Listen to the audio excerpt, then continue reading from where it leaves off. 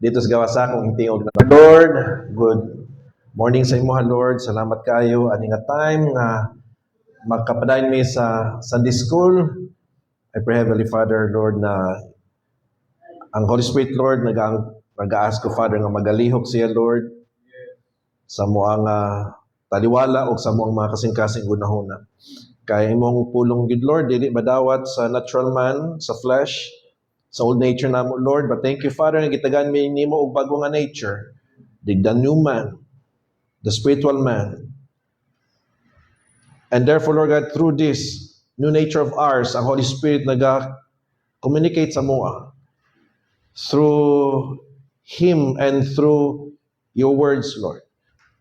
And we now have this ability, Heavenly Father, to absorb and understand your word and be blessed by it. And so, Father, Lord, that's my prayer karon. Even as I'd like to, Lord, thank you sa imuhang paghatod sa mga dinhi with your protection and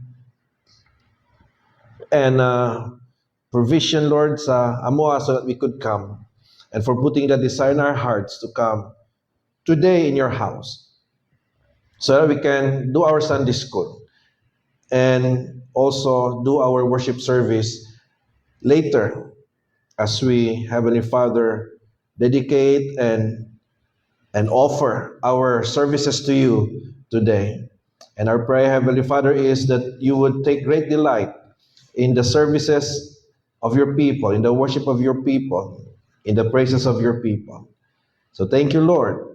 And today, Father, in spite of our weaknesses, frailties, and imperfection, we will be greatly blessed by what you will reveal to us today through your word, through the teaching of your word.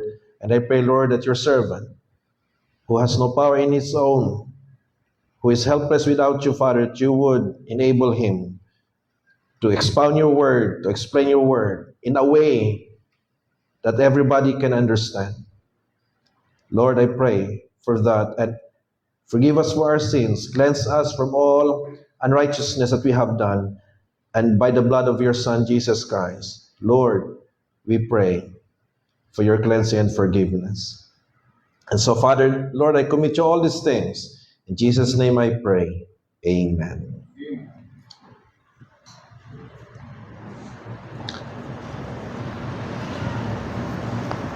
Okay, I hope na namoy handouts. Ug na ay in charge sa pag-distribute niya na para sigurado na gitay handouts. Ako diri wala ko'y handouts. So mga ikong isa. Ay mo ha? Thank you, Sean.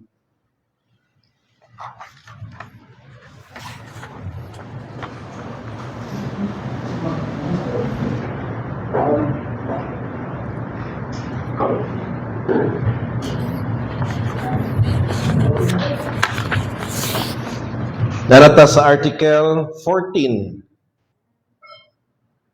Ang title sa Article 14 is Of Baptism and the Lord's Supper.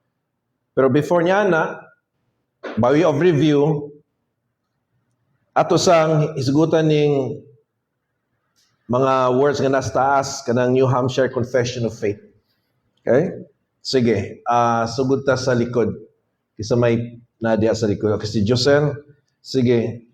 Josel, usa may pasabutan ng ganing Confession of Faith. Sa gani ang what do we mean by Confession of Faith? Kung na-remember na mo mga lessons nato before, review lang man ni. Kanunay ni ginabalik-balik nato. Usa gani ang Confession of Faith gani?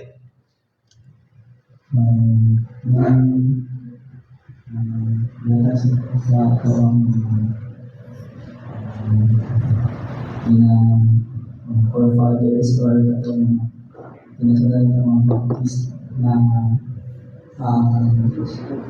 ideas or identity as Baptist pastor. So ang Confession of Faith is mo ni ang gihatag sa itong mga forefathers ng mga Baptist sa unang panahon. Unsa man ang ilang gihatag? Unsa man ang ilang gihatag?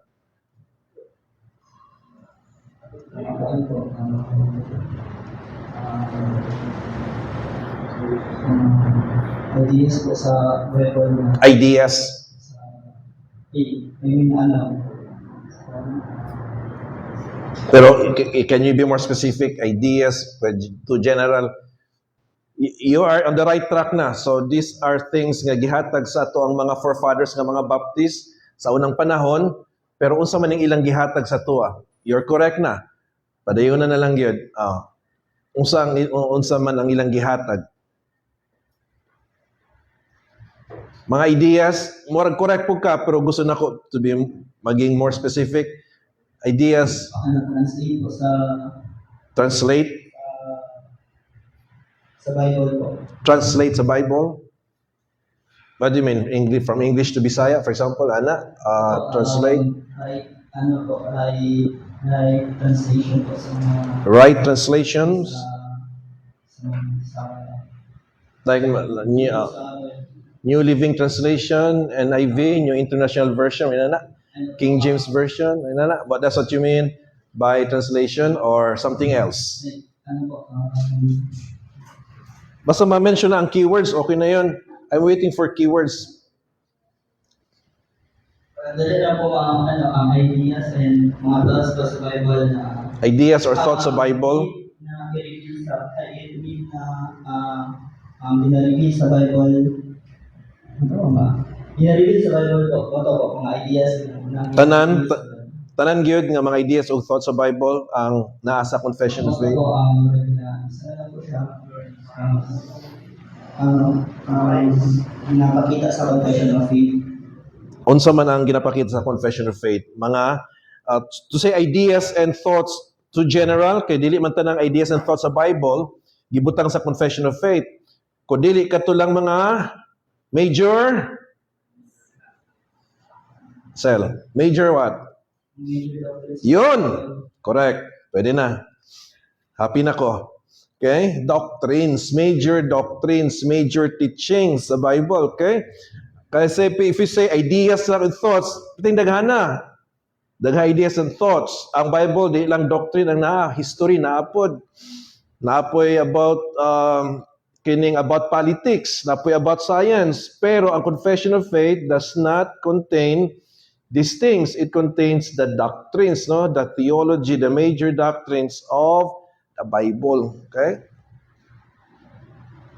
Mao na siyang Confession of Faith. It's a list of major doctrines sa Bible. Nya ang purpose nga nung purpose nga nung come up sila Confession of Faith, madrasi ko na po. Usagay purpose why they have to come up with a Confession of Faith, madras? About sa history, they draft this confession tungkol kay mga heresies na refute nila kanina ito. And then kung about po sa practical pastor, para po sa mga next generation, dahil ka lang po pamintaan ng kanina mga doctrines, for example, baptism in the Lord's Supper, dahil ka lang tayo. Yun.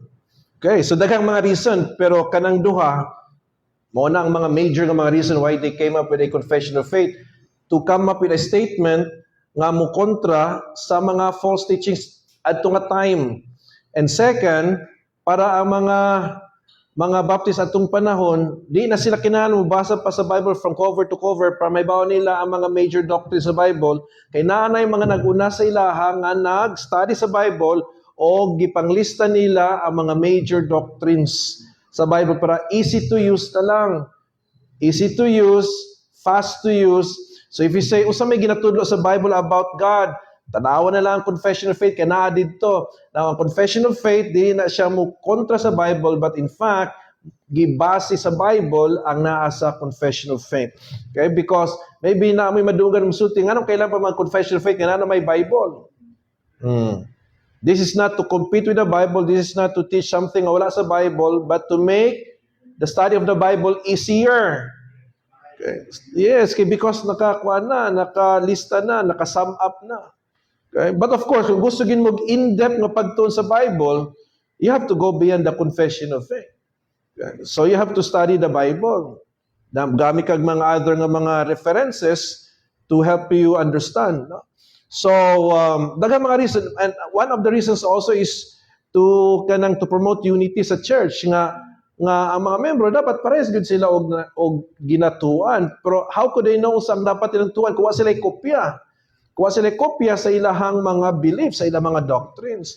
And so, dagan ka, identity, isa po na, it gives us identity who we are.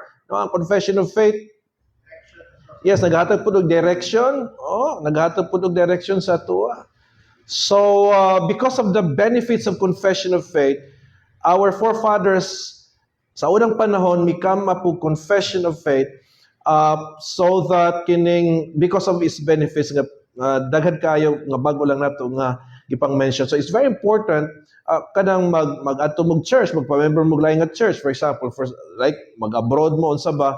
Ang una gini yung pangitaon dayon ang confession of faith. Dili kung pila sila ka buok membro, ba sila kanang gwapo nga building, kanang kompleto air condition ba ang ilahang building. No, ang una gyud pangitaon ninyo ang confession of faith. And ako na lang i-take ni nga opportunity, nga moment na mas ibadras diri, if we can, labi na para sa itong anniversary, we can put in a tarpaulin ang kining confession of faith. Oo. Atong ibutan diya sa likod, Badras. Katungaan na ang atong confession of faith. One third diha is confession of faith, one third is yung church covenant, then one third is ang ato ang history, ang history nato nga matrace nato gikan from here going back sa mga centuries diretso dito sa time ni Jesus Christ. And so tulo ka i-measure na lang na siya, Badras, in equal nga kuan ay di ma-equal no kay mas daghan magsulod ang confession of faith. Siguro mas dako ang confession of faith, and then ang church covenant is like mga 4 paragraphs lang. So maybe it would be a little mas gamay kining kaysa sa New Hampshire, and then ang link also maybe pares lang siya sa church covenant. Okay? Sige, next way of review kasi na ang next in line. Sila dire, Jean, nganong gitawag siya New Hampshire? Ang atong confession of faith, nganong gitawag siya New Hampshire? Sige daw, i-recall lang. Sige lang, kay kung nalimtan, tabangan man nato. Tabangan man nato. Pero sa katungkang Josel, ato matong gi-reinforce tong iyang gisulti kanina. Kaya ito man mo ang New Hampshire sa New Hampshire. Yes, sa United States of America, that's what gitawag siya New Hampshire. Correct. Kay kanang New Hampshire, pangalan na sa lugar kung asa ang mga Baptist at mga forefathers nagpuyo o nagasimba sa New Hampshire. It's a state yun. It's a state. One of the 50 pila na ka states sa United States, 50 plus states. One of the 50 plus states of the United States of America is kining New Hampshire. And dito gihimo ni nga confession because naa man sila dito nagpuyo sa New Hampshire. Now, kanang ang ubang mga Baptist nga para sa tug doctrine, labi na sa doctrine of salvation, dili sila New Hampshire, ang ila is katong kining gihimo sa mga Baptist sa England mga 100 years before nahimo ang New Hampshire. Ang New Hampshire nahimo siya in 1835, 1833, ang second version is in the 1853, 55 binana. Pero but there is this confession nga nahimo 100 years before, in fact, siguro 200 years before katong gihimo sa mga Baptist sa England, katong London Baptist Confession. Why dili kadto ang atong mga friends sila ni Pastor Acutin dito sa Turil, they use the London Baptist Confession, no? Kisa paning mga naga gamit as their confession of faith ang London Baptist Confession. I don't know of any church nga pares sa tug doctrine in salvation nga New Hampshire po ang ilang at least there is sa Philippines. Why we don't? Because of katuganing study nato sa Article 13 katong about the church nga ang nature's church is unsa ganito? Sa gani ang biblical nga teaching sa nature sa church, it is correct, it is local and visible. Sa London Baptist Confession, it is universal, invisible. Yes. Muto sila universal and visible, at the same time, muto po sila ng church local. Di ba na mo pwede isabay ang duha? Pag universal gani, universal lang yun, di na pwede local at the same time. Pag invisible, invisible lang yun, di pwede visible po. How could that invisible is visible at the same time? Di pwede. So they have to choose. Now, there is a sense wherein kaya ang universal invisible man good nag-refer sa tanang mga believers all over the world na nag-scattered, nagkatibulag all over the world sa tanang panahon. Okay? Mo nang gitawag siya universal because meaning it's universal, it's worldwide. Yang anong invisible kay wala man nagkatapok, so di nimo makita ang mga Christian nga nagkatapok, mo nang gitawag siya invisible kay ngano man they are scattered. Okay. Now, to call the church universal and invisible is a contradiction of terms. It is wrong. Nga naman, because by definition, ang word church is an assembly. The church, gikan siya sa Greek word nga ecclesia, which means an assembly of called out believers, an assembly of called out baptized believers. Now, kung may assembly, there is a gathering. There is a congregation because ang word congregation gikan sa verb congregate, which means nagtigom, nagtapo. So how could there be an assembly kung ang church is composed of members nga nagkadibulaag all over the world? Where is the gathering there nga scattered na gani? Ngunang gitaw siya invisible because you can see them kaya wa man sila nagtapo. That's why invisible. Yung anong universal because it covers all believers sa tanang part sa kalibutan, sa tanang panahon. Pero kana concept is a contradiction sa definition sa word church, which means assembly. Gikan sa Greek word ecclesia. Now, so sa may tawag nimo anak pastor anang tanang mga believers nga nagkatibulag sa tibok kalibutan, ya di mo makita kay wa man nagtigom. Mo niya among leksyon sa Bible School sa Mati. Ang tawag ana is hindi Church of God. Listen to this. It's called Kingdom of God.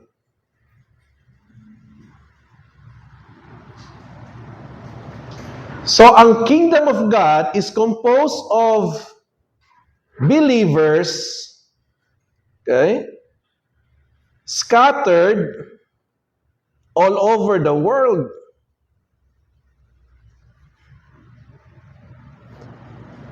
Dili sila kinahanglan baptize, basta believer in Christ, believer ni Christ, Christian, saved.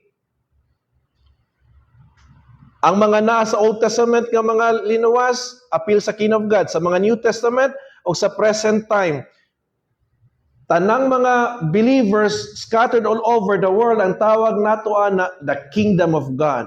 Pero kung maghisgot na gani ka o groups nga nagkatigom, okay, composed of believers nga baptized pag yun, you call that the church na. Dili na Kingdom of God, Church of God na or Church of Christ. Unya, para ma-member ka sa church sa Ginoo, dapat baptize ka. Pero sa Kingdom of God, dili kinahanglan. Tapos sila Noah, sila Abraham, katong tulisan sa cross nga naluwas pero wala na member sa church, wa na baptize, wa to na member sa church pero na member to sa Kingdom of God. Tanan nga mga na born again, in other words, di ba? Anong sabi ni Christ in John chapter 3 verse 3? Unless a man be born again, he cannot see the Kingdom of God. What is necessary para maging part ka sa Kingdom of God? You just simply be born again. Ya dito sa verse 5 sa John chapter 3, unless a man is born of water and spirit, he cannot enter into the Kingdom of God. Wala na gi-require og baptism, wala na. Ngano man? Kay kung baptism na gani ang i-require, yes, aron maapili siya sa church. And that's the problem sa London Baptist Confession because they define church as universal and invisible, which is a dili siya pwede muhaom sa definition sa word church. Mura ba o kana ganing, what is a dog? A dog is a cat. Magina ang ang nahitabo. So when you say a church is universal, contradiction. Kaya ang church is always local. Tungod kay ang idea man sa church is an assembly. Panagtigom, ay gathering. Okay?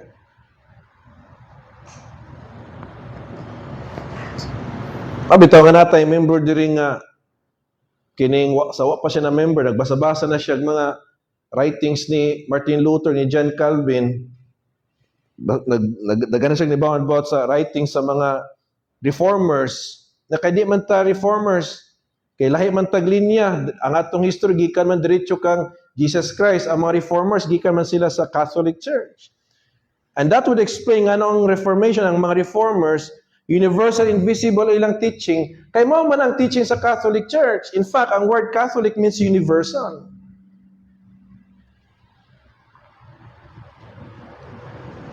Yang mabaptist na there is discipline, and it has always been ang teaching sa Baptist is always ang church is local, visible. Diha na insakto ang New Hampshire.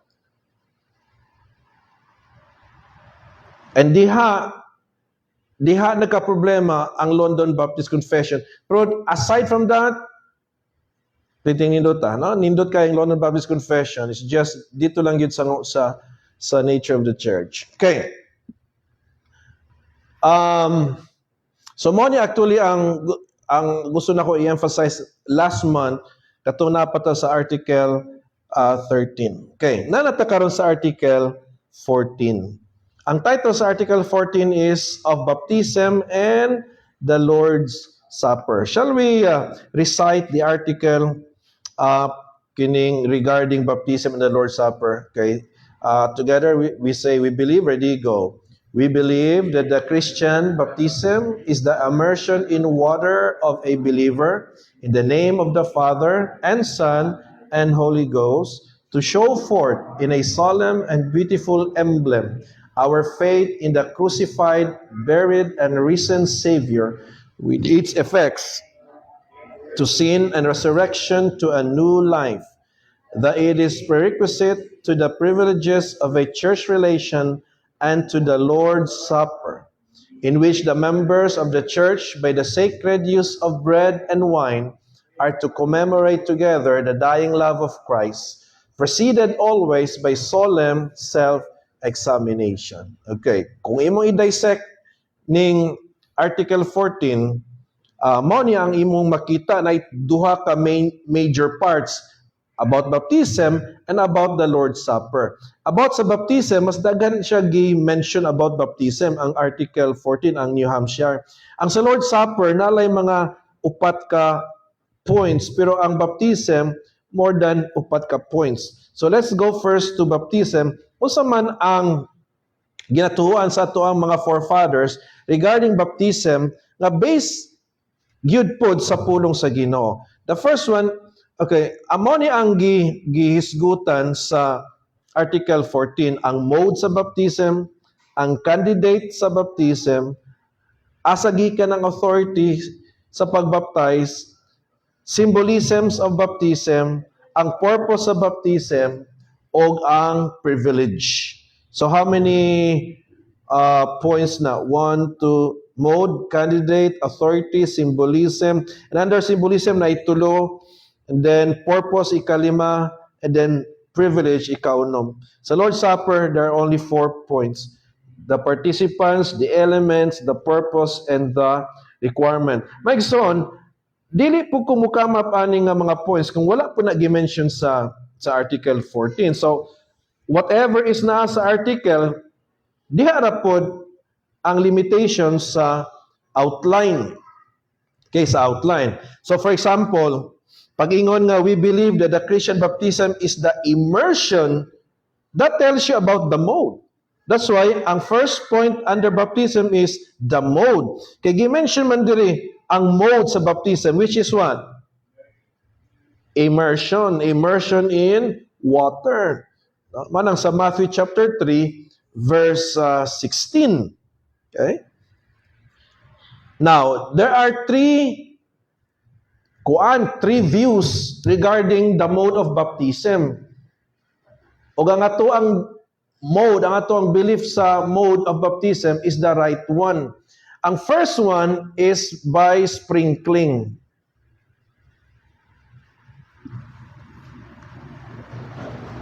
The second one is by pouring. The third one is by dipping or immersion. So we believe nga ang tamang mode sa baptism is immersion in water. Ang ato ang proof for that is Matthew chapter 3 verse 16. So kisa na ang next, Brother Sam.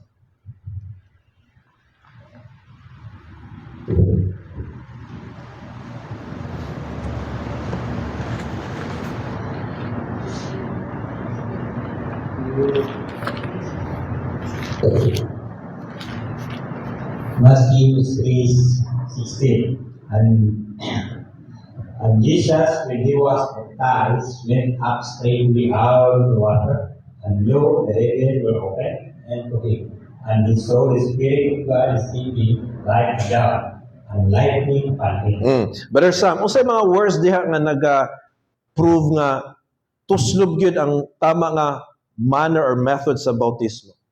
When he was went up straightway, meaning how siya. Asagikan siya. Paghawa siya, asa siya gikan. Yon. So kining words nga went up straightway out of the water. So ang indication there is gikan siya sa ilalom. Unya mihawas gikan sa tubig. So the idea is immersion or dipping. Kay kung sprinkling to, di na kinahanglan mo hawas. Kung pouring to, di na kinahanglan mo hawas si Jesus. Pero mihawas man kuno siya, nga huma siya gibautisman, mihawas kuno siya gikan sa tubig. So, sa tulo, ang tama, dipping. Wa may paghawas kung pouring lang or sprinkling. Pero naay paghawas kung dipping or immersion. Because the idea there is gikan siya sa ilalom, unya hingawas. Okay? Pagawas, no? Gikan sa ilalom. So the mode is immersion in water. No less than Christ Himself ang gibautismuhan ani. Nya di ba si Jesus ang atong example, atong model? Di ba we follow Jesus? And so in baptism, we should also follow. No? Kung ang mode sa baptism is immersion, we should also be baptized by immersion in water. Kaya mo ang pattern nga gipakita ni Jesus for us. No? Next. Nakita po na ako din sa Article 14, ang about sa kandidato. Kisa man ang qualified person, ang qualified candidate for baptism. And we believe nga ang kanang qualified candidate for baptism, unsa man? Yes, a believer. Mo na nga gi-mention diri, we believe that the Christian's article, we believe that the Christian baptism is the immersion in water of a believer. Now, duha na ka views, ang isa mo insakto, isa mali. Di magud pwede nga duha ka views nga di magkaparehas puros tama. Pwede pa puros mali, pwede puros tama. Pwede puros mali, pwede po isa lang tama, ang isa mali. Pwede puros tama. Ang first one is, kanang gitawag nila pedo baptism. Pedo, from the word pedia, meaning child or infant. And ang second one is credo baptism. Okay? Credo meaning faith or belief. So what does this mean? Pedo baptism or pedo baptism, pedo meaning infant, meaning nagato sila nga ang baby pwede i-baptize. Ang credo baptism is nga ang pwede lang i-baptize katong nanay faith kan Jesus Christ. Katong nanay nagabelieve na kan Jesus Christ. That's why credo means faith or belief. Ang teaching sa Bible o ang New Hampshire Confession nagtudlo nga ang tama nga candidate, the only qualified candidate for baptism are those who are already believers of Christ or those who have faith in Christ. So, kitang mga Baptist, kwanta, ga-practice tag credo baptism. Now, naay mga churches nga tama sila sa salvation, pero sango sila diri kay ga-baptize sila infants. Katong religion nga gituko ni Martin Luther, paghawa niya sa Catholic Church, imbis katunta si Martin Luther, 1535. Katunta si Martin Luther sa Germany, katong na-expose siya sa doctrines of grace, sa tulip. Ang iya atong gibuhat, paghawa niya sa kay, di man niya ma-reform ang Catholic Church, no? Manang gitawag siya reformer or Reformation period. Paghawa unta niya sa Roman Catholic Church, nag-join na lang unta siya church nga naga-exist na, nga nagatudlo sa tinuod mo itong mga Baptist. Ang iyang gihimo, naghimo man yun siya iyang religion. So ang nahitabo, dili pure ang teaching siyang religion, kining gitawag Lutheran Church. Natay Lutheran Church diri sa Davao. Isa ra po nang akong nahibawan. Dili kay sila yata active sa mission work. But anyway, now, si Martin Luther, hinghawa naman lang unta siya sa Catholic Church, gipangdala pa gyud niya ang mga doktrina o mga practices sa Catholic Church. Wala na niya gidala ang doktrina about salvation kay gi-accept pa niya ang doctrines of grace, pero ang ubang practices sa Catholic Church, gidala niya, ang isa niya na practice, kini infant baptism. Ang Presbyterian, katong gituko ni John Calvin sa Switzerland, maupod. Tama na sila salvation. Dito na po sila nakaproblema sa pido ba og sa kini po do. Universal invisible. So nga nung nag-baptize man og infants ang Presbyterian, ang Anglican Church o ang Lutheran Church tungod kay gikan man sila sa Catholic Church. Nga nung mga Baptist wa man nag-baptize og infants kay we never came from the Catholic Church. That's why dili ta Protestante, di po ta Reform. We are Baptist, lahi ta og linya na ato diri speakers. Bada po yung mga Baptist nga gitawag po nila ilang sarili mga Reform. Ha? Gani. Nagdala naman lang og Baptist, gi-appeal pa gyud ang Reform. Ha? Kada magong word nga reform, tungod bang na ang idea mong guna is naay mga Katoliko sa unang panahon nga na-enlighten about salvation ba? Nya ang ilang yung unang plano, dili kay magtukod og bagong religion. Ang ilang plano i-reform ang Catholic Church from the inside. So yes, nya di man nila makaya. So nanghawa sila. Ya dapat unta to paghaon niya sa Catholic Church, nag-join sila atong mga nag-exist na nga mga churches nga nagtudlo sa tinuod. Mo to mga Baptist. Wa man sila nag-join, naghimo man sila ilaha, walay authority nga mag-start og church. Kaya ang makahatag lang og usa ka person nga mag-start og church ang kanang authority, ang church sa pud ang makahatag ang authority to start another church. Okay? And so, nagtukod sa ilang religion, mo na nga, kay wala may makatambag sila, wala may maka-oversee, kung na maubay ng doktrina, mo ito nga nakatukod sila religion, nga dili pure, 100% ang doctrine. Okay? So, sa New Hampshire, ang candidate, believer lang yun. So let's go to these supporting verses. Acts 2:41, kisa na ang next, Ate Ruth. And then si Psalms sa Acts 8:35 to 38.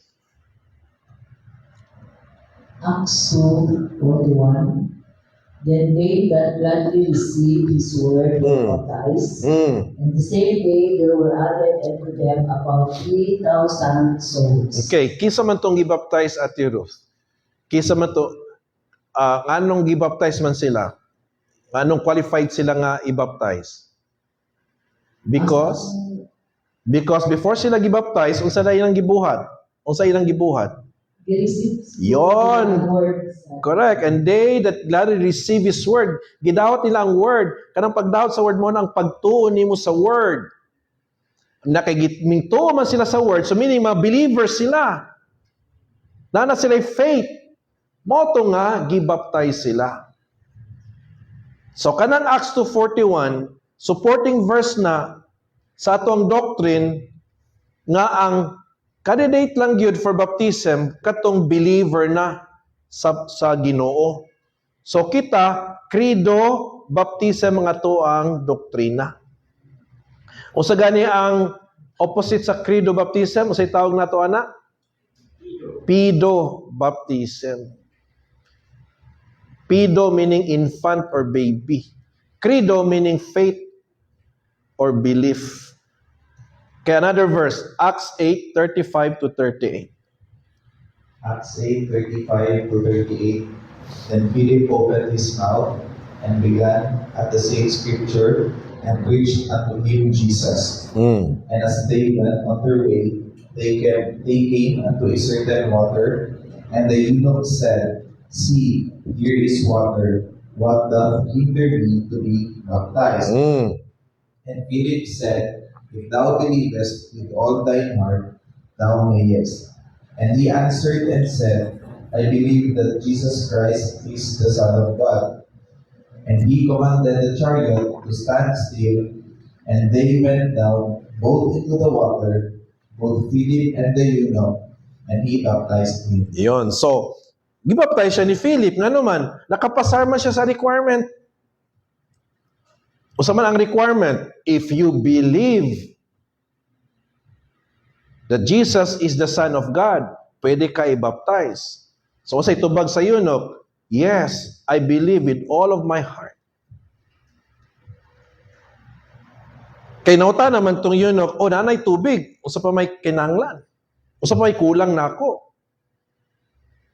para mabautismuhan ko. So, gilay daw ni Philip ang requirement, pwede, kumuto ka niya.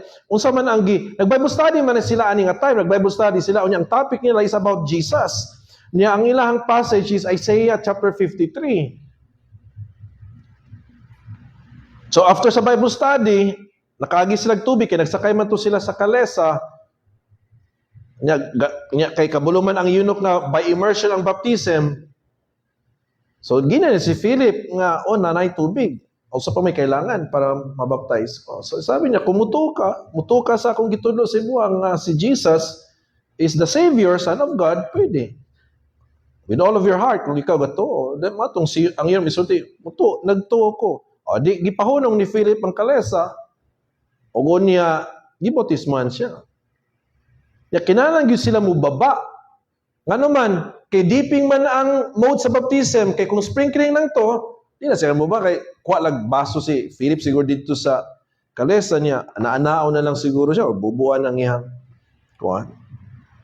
ulo sa yun. Okay, time naman, 4 minutes before 10, I will stop here, and then, kining entertain maybe one question or two.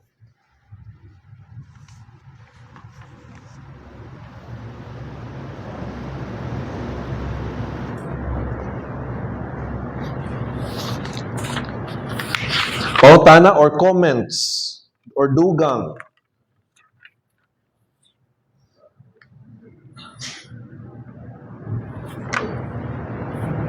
None? Okay. Sige.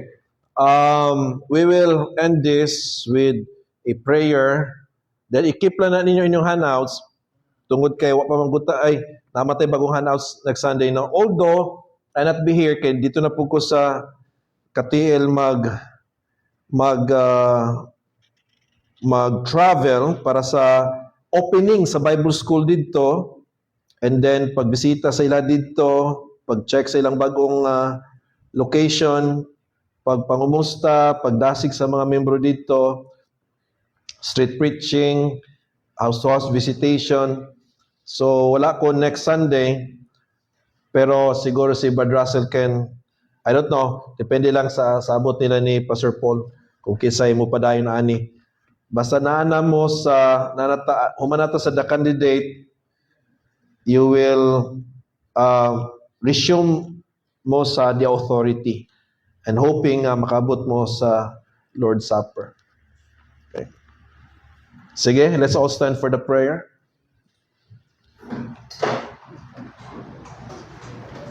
Kisa itong last nagbasa, si Sams. Si Sams, okay. Sige, kisa ang next mag-pray. Mig, sige. Let us pray. Dear Heavenly Father, Lord, we thank you for this wonderful morning. Salamat kay Lord God for pagpupal mo sa mga mandala, Lord God. We are so privileged, Lord, and we are so grateful sa pinabuhay na iprovide mo sa mga. And we also thank you, Lord God, for an additional learnings, Lord, today. And we thank you, Lord God, na i-provide mo sa mga you know the reason why we do have this confession, Lord God, is the foundation of our faith. And it's our dream to Lord God to know you more each day because we would ultimately go, Lord, is to be more like you. And Lord, as we begin our service today, Lord God, help us remind ourselves that we are here today because we are so grateful of your salvation. Yes. And our focus is only to you. And Lord, guide us, Lord, everything that we do today. In Jesus' mighty name we pray. Amen. Amen, amen. Let's take a break.